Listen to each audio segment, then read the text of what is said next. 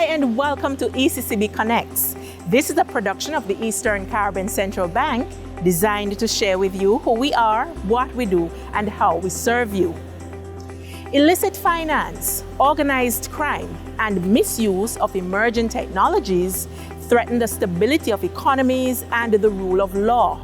In response, the Eastern Caribbean Central Bank, in partnership with the Regional Security System and with support from the Caribbean Development Bank, is equipping the region's judiciary to lead the charge. Judges, prosecutors, and legal minds across the Eastern Caribbean Currency Union recently gathered in St. Kitts and Nevis for a high-level training workshop aimed at strengthening their capacity to investigate, prosecute, and sentence financial crimes under the global AML CFT framework. Stay with us, we'll tell you more after the break. You're watching ECCB Connects. Thank you for staying connected with us. As financial crime evolves, so too must the systems that protect our economies and communities. With enhanced knowledge, sharper tools, and renewed commitment, the region's judiciary is better prepared to uphold justice and safeguard the integrity of the financial system after their involvement in the high-level training workshop organized by the ECCB in partnership with the Regional Security System and support from the Caribbean Development Bank. We take you inside the workshop to hear from the experts shaping a stronger, more secure legal and financial system for our region. Hello, I am Bernie Stevenson. I am a judge of the Eastern Caribbean Supreme Court, currently assigned to the Overseas Territory of Montserrat. The workshop is essentially aimed at building, particularly among the judges, the capacity to understand the whole proceeds of crime arena. We fondly refer to it as POCE, P-O-C-E, which really means the Proceeds of Crime Act. Participants are drawn from the Eastern Caribbean Supreme Court, which extends across 9 territories, from the British Virgin Islands in the north to Grenada in the south. We have in the group High Court judges and masters and magistrates. We've been exposed to understanding the key concepts involved in prosecuting money laundering and doing civil asset recovery, and understanding the whole question of AML and CFT. We were also exposed to the concept of cryptocurrencies and alternative assets. Let's talk about how effective is asset forfeiture as a tool for crime deterrence. It's quite draconian in that it is meant to take away from the criminal activists in our region the fruits of their criminal activity. The process of asset forfeiture is aimed at depriving them of their ill-gotten gains. There are 2 aspects, one to deprive and one to deter. And it is meant to deter other players from getting into it. Look, there's no profit in this activity because there's likelihood that it will be taken away. Let's look at financial institutions. What role do they play in countering money laundering? First and foremost, the financial institutions is a question of reporting suspicious transactions. Know your customers. Be aware of what can happen at your bank. Secondly, inform your customers, inform your clients that this is what can happen to you. My name is Pedro Harry. I'm a law enforcement advisor with the Caribbean Financial Action Task Force. Prior to that, I worked as a police officer in St. Vincent and the Grenadines. So the Caribbean Financial Action Task Force, we are a 25-member country organization. We are happy to partner with the ECCB and the RSS-ARU to deliver this training. This workshop is really timely. Some of the things that we discuss in this workshop are the practical issues such as, okay, what judges and prosecutors are expected to look at during money laundering, even terrorist financing, investigation, prosecutions, and conviction, and the application of sanctions that is proportionate, dissuasive, and effective. We also cover the FATF immediate outcomes and the role of the judiciary in ensuring that effectiveness is achieved from those immediate outcomes. What are the key takeaways that you anticipate participants will gain from this training to enhance their preparedness for the upcoming 5th round mutual evaluations? A lot of focus and scrutiny is going to be given to effectiveness, i.e., so countries have the legal mechanism in place already. We're seeing that countries have legal mechanism. So there are countries that already have largely compliant and compliant for 40 recommendations. But the issue is on effectiveness.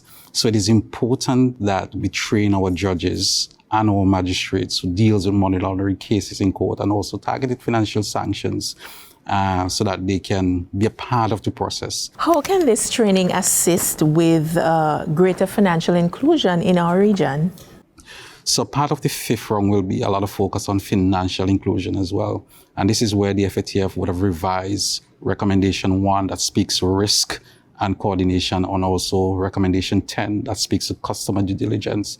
And there have been some revision there to really focus on financial inclusion and having supervisors educating the financial sector, the DNFPP sector, what we call the designated non-financial business and professions, and the virtual asset services provider sector, so that it must be on a risk-based approach and not a rules-based approach. That way, the common man on the street who may not have 2 pieces of ID and need to open a bank account, you have to do a risk assessment. You have to build a risk profile of that individual. And if it is that okay, this person only have a single piece of ID, working for minimum salary or minimum amount of money, the farmer, the fisherman, is it that you're just simply going to say, okay, because you do not have 2 pieces of ID, that you cannot be a part of the formal banking mechanism? We do not want that. And the FATF does not want that. So a big part of the 5th round is going to be on financial inclusion. My name is Kesha Sutherland. I am the director of the Asset Recovery Unit of the Regional Security System. Why was it important that the RSS partner with the ECCB to host this workshop? As you would understand, we are all regional institutions, and there are responsibilities, international obligations that our member countries have. And while those particular obligations are national, in that it is the countries that have to comply with these obligations, we recognize that if we are not doing the work in terms of ensuring that the countries are complying, then we would have to face the possible blacklisting and the possible negative effects.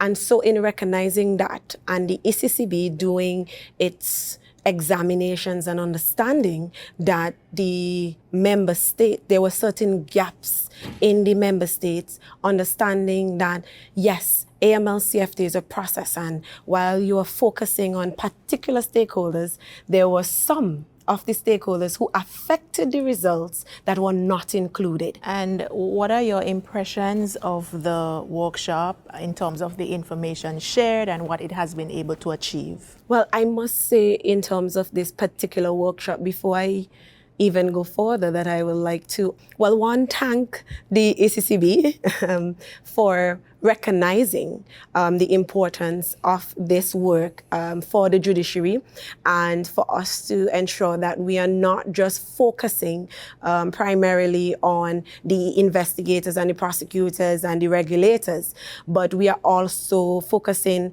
on the judiciary. Why? The international obligations also ask the countries to ensure that the judiciary is properly sensitized on these matters, but also that they prioritize these type of matters. Now, the RSS has always been affiliated with Boots on the Ground. We know that they respond to natural disasters and civil unrest and those sort of things. Tell us about this move now to AML CFT.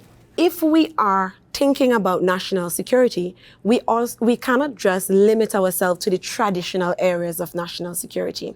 We must look at how risk and the criminogenic environment is evolving in the respective member states.